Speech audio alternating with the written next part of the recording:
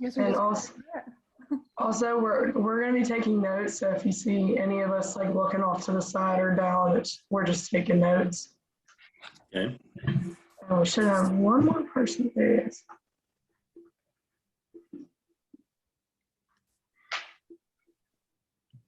All right.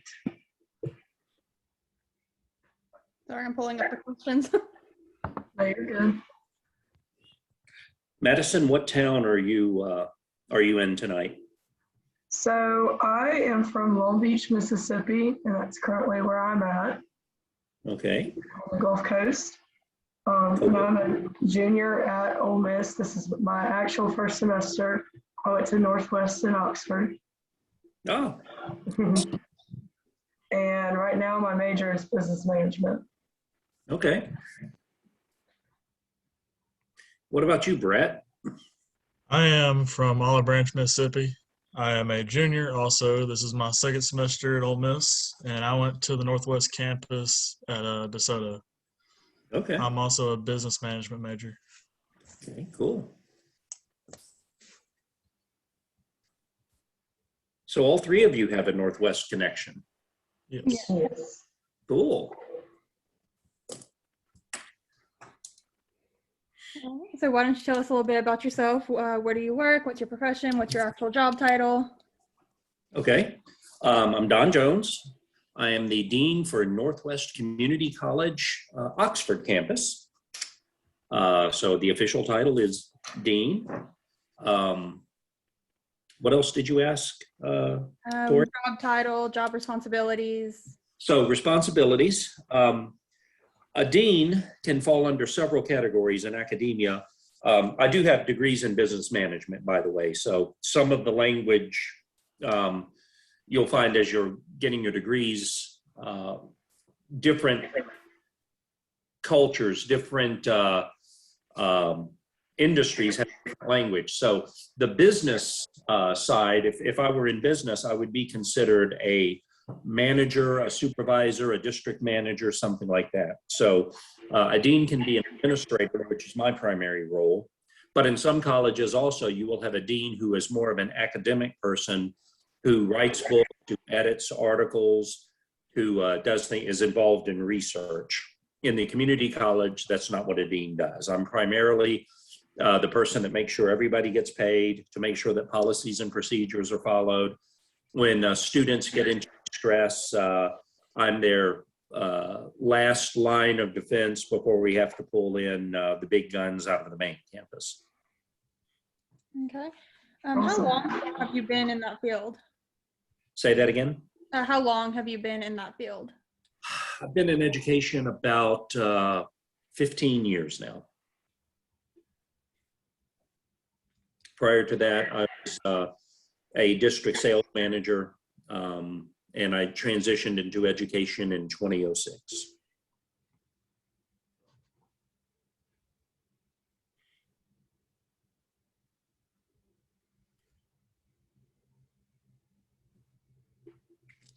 Okay.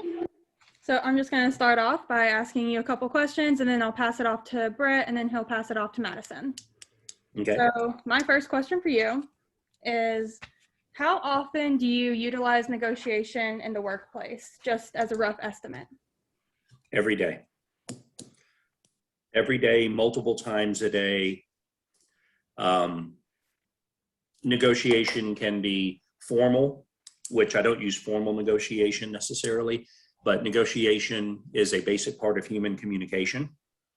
One of my mentors, I think it was Zig Ziglar, said, "You get what you want by helping other people get what they want."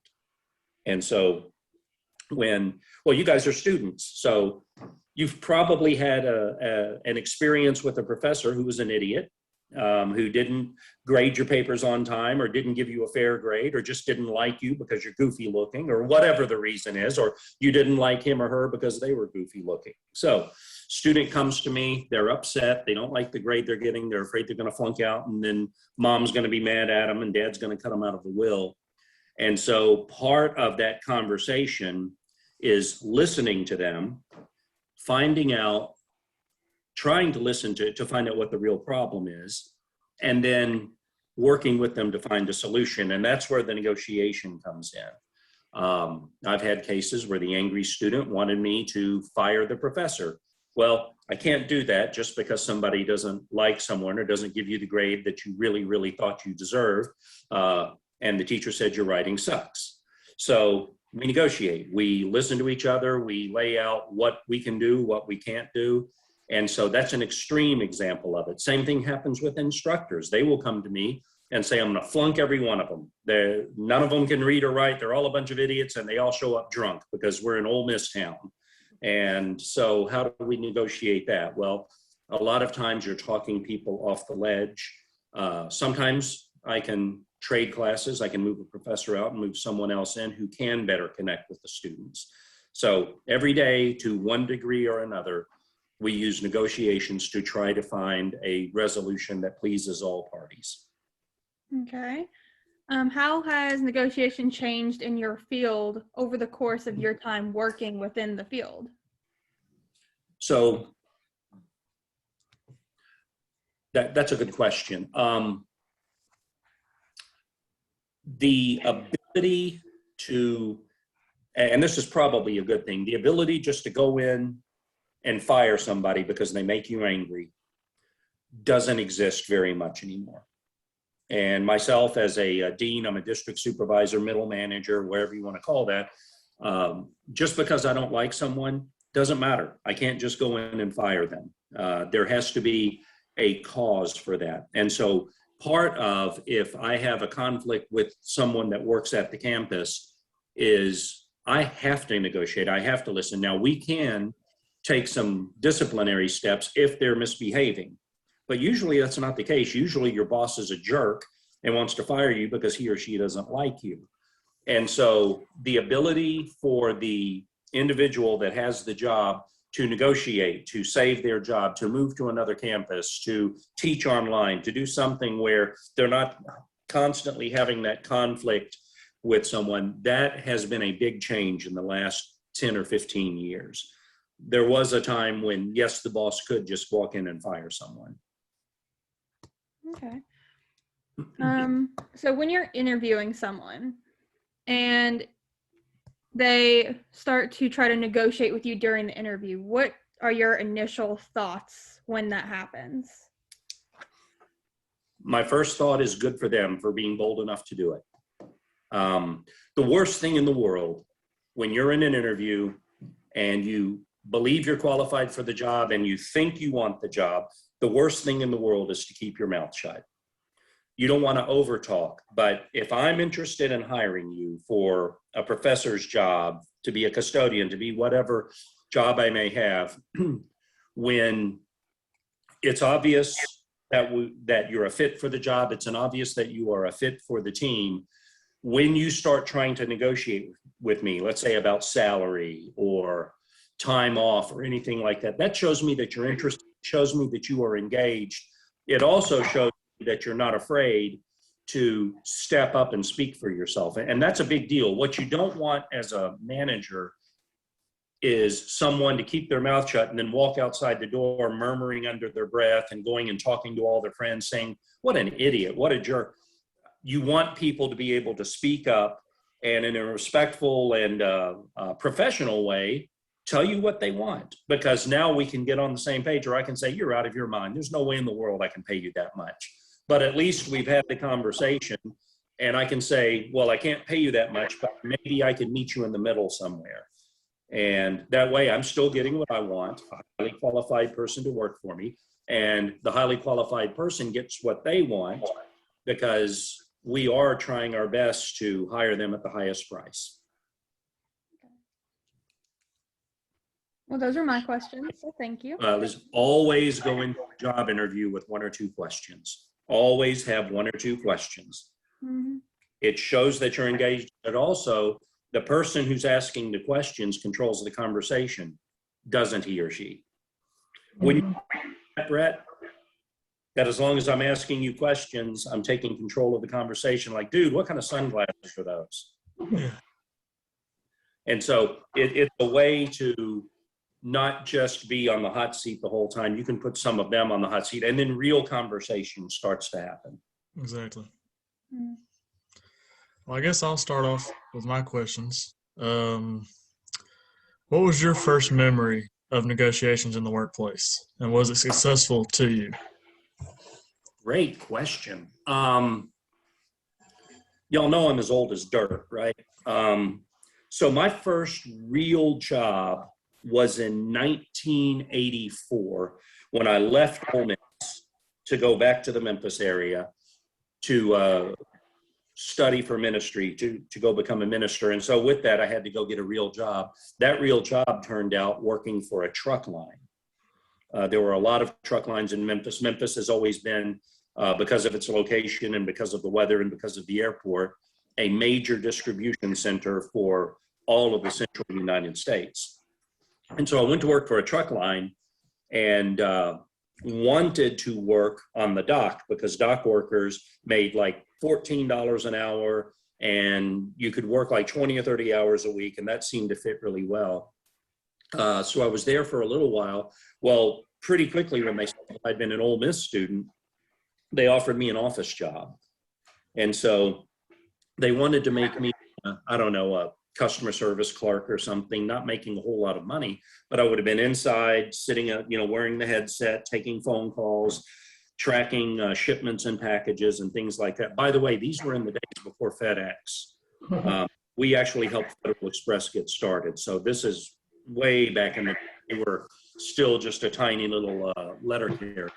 But long story short, I was able to negotiate with my boss to move into personnel. So my first office job at this company, I worked on the dock like one day, and then I was the personnel clerk. It would be human resources officer now. And I was actually doing the interview screening for all of the dock workers.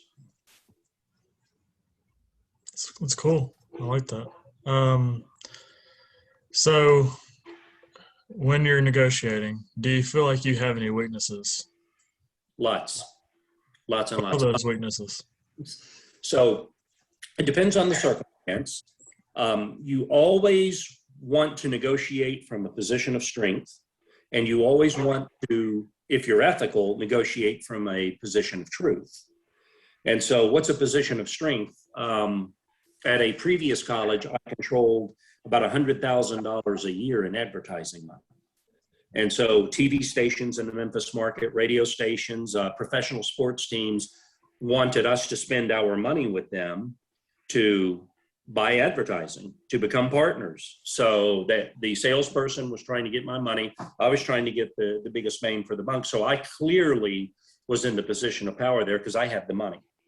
And I could advertise with the ABC affiliate, or I could advertise with the Fox affiliate, or I could advertise with the CBS affiliate. So I had all the cards when it came to that. So I was very much in a position of strength.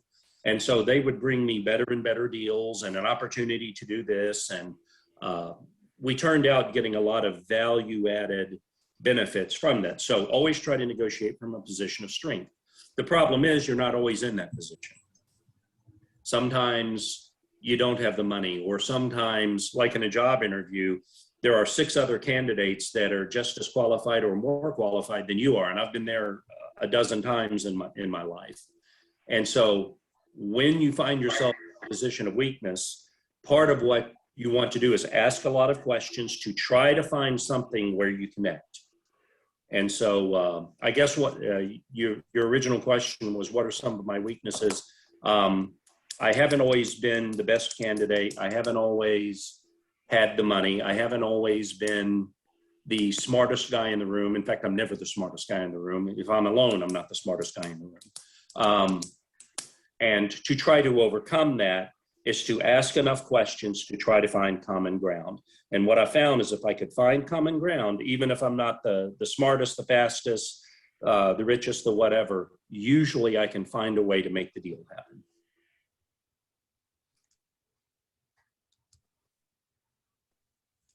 Oh, I'll tell you one other thing, Brett, one other weakness. I'm a little bit naive when it comes to people. I won't lie to somebody if I can help it. Great, I just made him go away. I scared him away. I assume other people are being truthful with me. I never assume the other person's lying. And unfortunately, in business, a lot of people will lie to you. I might just pick up where he left off, and if he jumps back in at the end, he can just ask Okay. his third question. But my first question actually piggybacks on his about saying, what strengths do you think you personally possess as a negotiator? Okay. Ability to find common ground. That's probably number one. Ability to ask a lot of questions. I don't mind asking a lot of questions that aren't invasive, they aren't rude.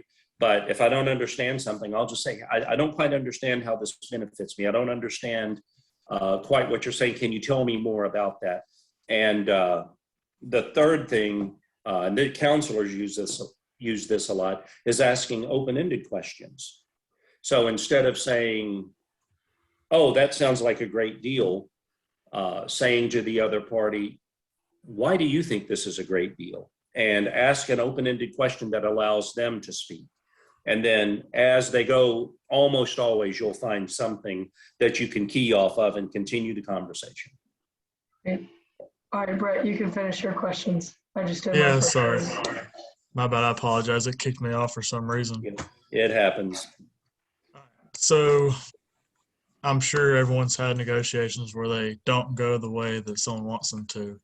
What do you do in those instances where they start to go south, and how do you try to keep them under control if someone starts to get, into an altercation?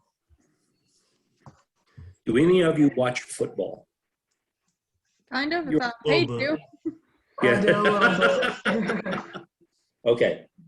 So in football, you have a great quarterback. Quarterback's job is to go out there, lead the team, make touchdowns, win the game. Every great quarterback, Tom Brady, Drew Brees, my favorite, they throw some interceptions.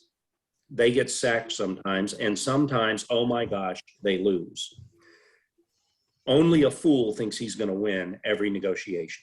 Sometimes you have to know when to walk away. The old Kenny Rogers song, you got to know when to hold them and know when to fold them, know when to walk away and know when to run. Sometimes you just got to know when to walk away. And that can be a business negotiation. That can be a negotiation for a job. Sometimes you lose. I have bosses that I answer to in the college, and they don't always make decisions I want them to. And I'll give them the logical reasons and the emotional reasons and why I think we should go a certain way. At the end of the day, somebody else makes the decision and I have to go with it. And so what do you do there? You are professional enough to shut your mouth and move on. Thank you. I appreciate it. Yes, sir. All right, so picking up on my second question, what are some qualities that you respect or you would want to see in your opponent that you're in a negotiation with? What are some of the qualities I want to see in who? Like in your opponent, or what are some qualities that you respect in the person that you're having a negotiation with? Oh, yeah. I want them to be honest. Honesty is the basis of almost every human relationship anyway. So I need them to be honest. I want them to listen. I want them to speak. I want them to tell me honestly, what they want, what they need, what we can do and what we can't do. I also admire somebody who can say, well, we can't work it out this time, but can we talk again in 2 weeks? So someone who wants to build a relationship, not just close the sale, not just sign the contract today. There have been numerous people that I have interviewed for a job and we couldn't get together on the money, or we couldn't get together, or maybe they weren't the right fit for the job I was interviewing them for. But boy, did I have another job come up a month later. I want to keep that relationship so that when the right job does come open, they're interested in it. And then we both win. So somebody who's honest, someone who is persistent, somebody who wants to build a relationship. It's one of the biggest tips I've heard is when you go into an interview, even if it doesn't go your way, you still need to make it worth something. Never leave an interview bad. That's Never right. leave a job bad in general. That's right. You never know what door can be opened. That's right. All right. And the last question I have is, did you learn your negotiation tactics through courses, say at Ole Miss, or did you learn them more through life experiences? Both. Both. I had, like I said, I have an undergraduate degree in business management. I have an MBA. And so the techniques I learned, I guess the textbook techniques were, one, go in with the end in mind, know what you want when you go in. Number two, go in prepared. So do your research on the other party, the other company. Hopefully they've done their research on you. The honesty thing, though, is probably the thing that life has taught me. The College of Hard Knocks will teach you a lot of things, and one of them is, I don't care how slick something is, I don't care how smart you are and how slick you are as an individual, if people can't trust you, you're not really worth much. And so that trust issue, sell yourself, then sell your product or service. And myself, when I was in the business world, when I was a salesperson, regional sales manager, I'd go in with a great product. I would go in with a great deal, but every time I walked in, I wanted them to know I wasn't going to waste their time, and they could say no. It's okay to, say no. No, Don, we really don't need that product right now. But I kept the relationship open, and that was something I learned just in business, building relationships with people. Awesome. That's really awesome. All right. Well, that's all of my questions. I think that's all of our questions. Okay. Thank you for meeting with us. Sure. So just briefly for all of you, what made you choose business management or a degree in business? Do you think it's something you may stick with, or might you change majors? I personally want to do, like, my dream position would be an admin working for a nonprofit animal shelter. And so I thought business management would be the easiest way to get there. And I know I'm going to have to do other jobs to get there first. And so I think it interested me because I know I was going to go through marketing courses and management courses and public speaking and negotiation courses and having to learn, how to be able to work with people and just people. Great. What about you? Me? For me, it was, I'm a big agriculture guy. I love wildlife management. I really wanted to go down to state and do a agriculture management degree. I want to stay close to home. I went and played a year of baseball over in Arkansas. Whenever I came home, it was the easiest and best path for me to still get that business and, communication skills down. So to be able to do the business management degree and then maybe afterwards switch over to an ag degree, maybe with another year or two of school after that. That's great. Like at your master's level. Yes. Yeah, I'm sure all of you know this. A bachelor's in business is not the easiest degree to get. You're having to study, you're having to stretch yourself, you'll have to write a lot of papers, you have to learn just a wide variety of things. Once you have your bachelor's, though, you can go into most anything at your master's level.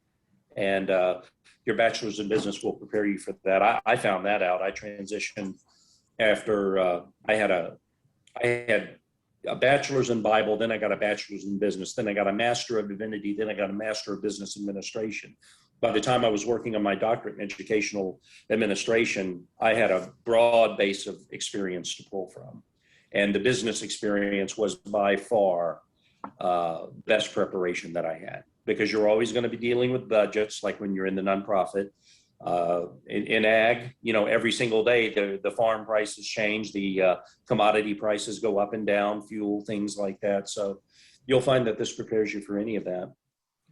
What about you, Tori? Why business? Business, dealing with people, just, how to deal with people. You have to do business with people every day, know how to negotiate, make sure that you're both having the best option. Yeah, but you hate everybody. I can take it pretty well. That's the important part of business as well. So you're going into business administration to learn how to be a phony, and I've spent 30 minutes talking about how important it is to be real. Yeah, I mean, you Yeah, can fake being real quick. you'll end up on Wall Street. You'll do fine. Oh God. Or in politics. Maybe you'll go into politics. That's Thank you. It Don't sounds, I do as I not. say, it sounds like you're good in politics. Kill me. Yogi Berra said once, sincerity is the most important thing. Once you learn to fake that, you can do anything. So, all right. Well, folks, thank you so much. I'm honored that you would want to interview me. I hope I've answered your questions in a way that you can write the paper or the whatever, and that your professor will be very impressed with you. Thank you. Thank you. We appreciate it. Thank you